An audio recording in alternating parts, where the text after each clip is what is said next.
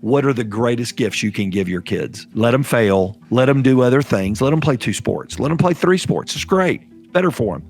And number 3, be their fan. Be their fan. Long after the game's over, they need you as their fan. I want to just pause for a moment and talk about parents and their kids, because I had 2 girls and they were not interested in playing sports. And I didn't get that, that feeling of living vicariously through your kids who are playing sports. But I know a lot of parents wrestle with that. What do you say to parents who are, always in the dugout, always second guessing the coach, always thinking their kid is the next Nolan Ryan or Bobby Witt Jr., for a Royals reference there. But to give them perspective. And I mean, I love that your parents, gave you an opportunity to work out your own adversity. That's brilliant. But what are some things that you've seen parents do the right way, or you've encouraged parents to do who are really trying to help their kids, but they may just be overstepping the line? I get an up-close seat working with high school baseball players. So, and they're not my kids, and I'm not in charge. I'm just there helping. I'm a community coach, but I'll watch it.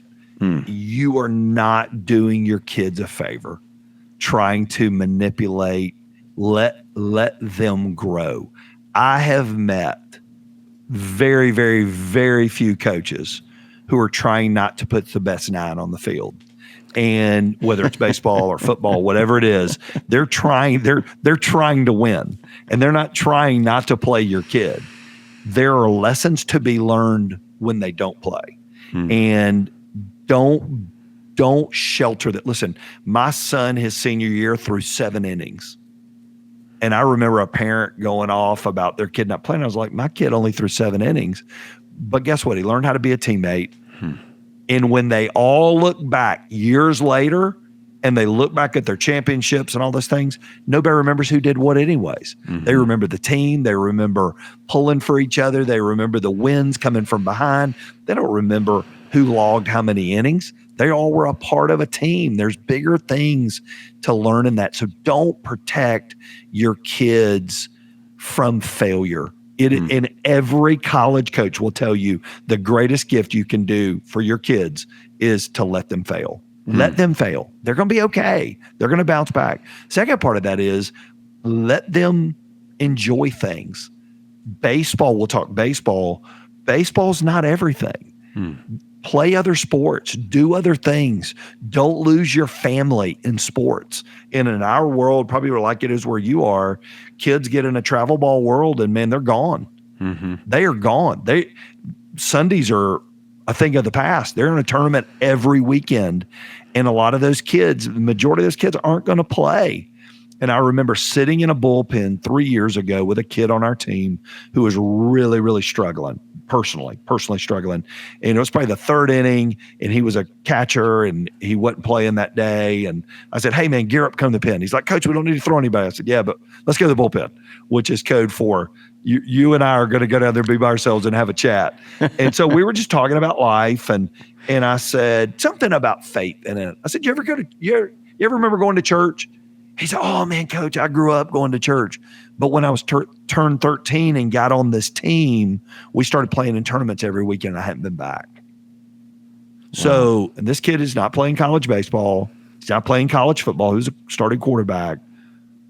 But he lost going to church over a sport. So my challenge to parents is live in the tension. It's a tension. And I'm not saying not go to tournaments. You got to go to tournaments, but you don't have to go every weekend. And be why.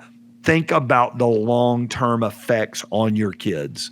And, those are just 2. There's a local team here in Atlanta. They have it's a great deal. They bring in all the dads of the players once a year, and they bring in speakers to talk to the dads. And I'll go in every year and talk to the dads, because the coach doesn't have to say it, about what are the greatest gifts you can give your kids.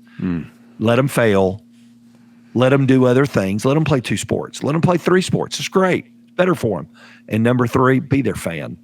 Be their fan. Long after the game's over, they need you as their fan. Be their best fan. You don't need to be their agent. Just be their fan. Cheer for them, pull for them, and hey, hug them when things aren't going good. But you don't have to solve it all for them. Is there ever a time a parent should step in?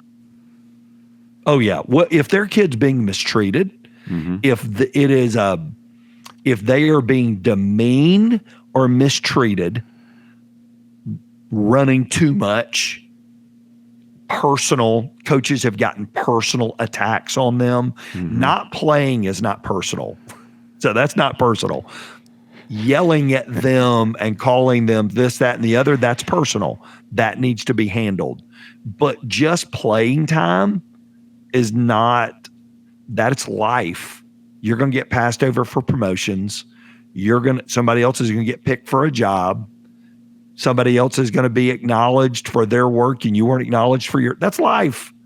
That's life. It's a microcosm of life. Let them learn that in a safe space.